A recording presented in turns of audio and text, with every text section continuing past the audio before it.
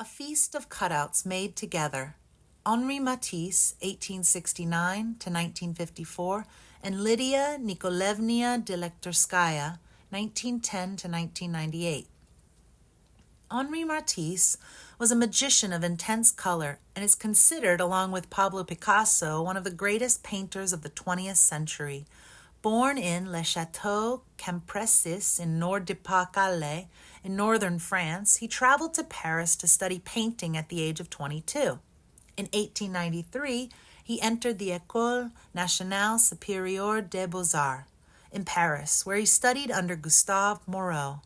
Around 1904, he joined the Fauvist movement, one of the defining movements of the 20th century painting, alongside Picasso, Derrien, and Vlaminck, with whom he was already familiar. After World War I, Matisse stayed mostly in Nice, but also traveled to Morocco and Tahiti, where he remarried and lived for about 7 years, an experience that may have influenced his color scheme.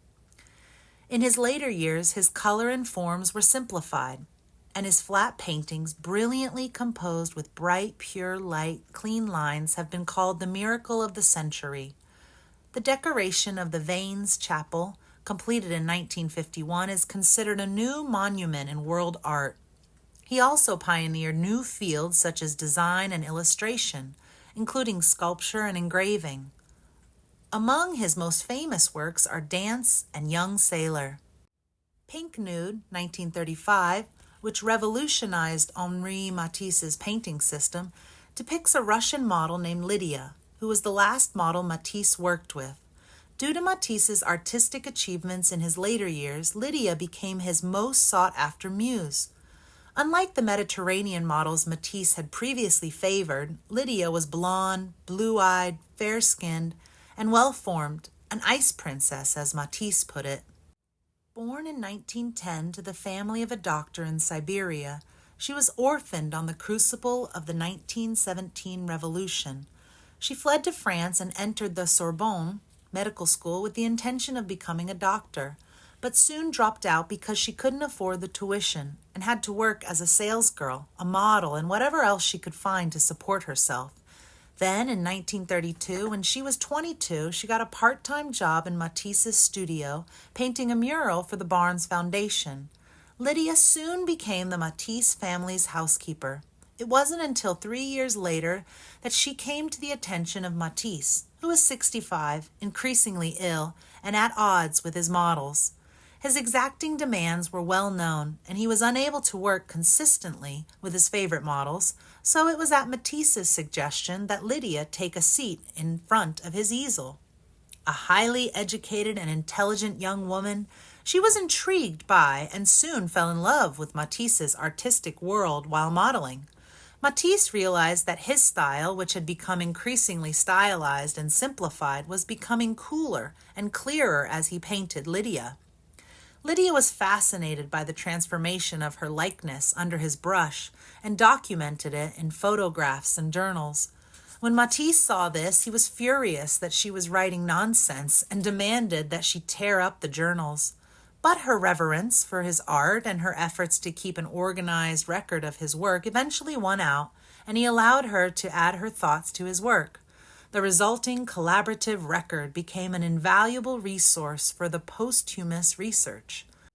Matisse's relationship with Lydia Nikolaevna Delektorskaya was not simply that of model and painter. Not only did she become an indispensable model for Matisse's paintings from 1935 to 1939, producing numerous works, but she also joined him as his assistant, and after his separation from his wife in 1939, took over all of his affairs and care. After surgery for duodenal cancer in 1941, Matisse was confined to a bed and wheelchair until his death, and when he could no longer hold a paintbrush, he took up scissors and continued to work on colored paper. The blue nudes, which he called his scissor drawings, are considered the pinnacle of his artistic vision, simple in form and intense in color. Lydia was a constant source of support during his illness. She did everything she could to promote Matisse as a painter, including publishing 2 books about him after his death. As a gesture of gratitude, the last painting Matisse did before his death was a portrait of her. After being diagnosed with cancer in 1941, Matisse worked in a wheelchair and sometimes in bed, picking up a pair of scissors instead of a paintbrush. Working with brightly colored paper and simple shapes, his collages were a second chapter in his life as a painter and the birth of a new genre in art history. This method is known as a cutout. Although Matisse's battles with cancer in his later years left him confined to a wheelchair and depressed, his artistic spirit was fueled by these limitations. He used the fact that he was unable to leave the house by creating an idealized garden and swimming pool out of cutouts in the house.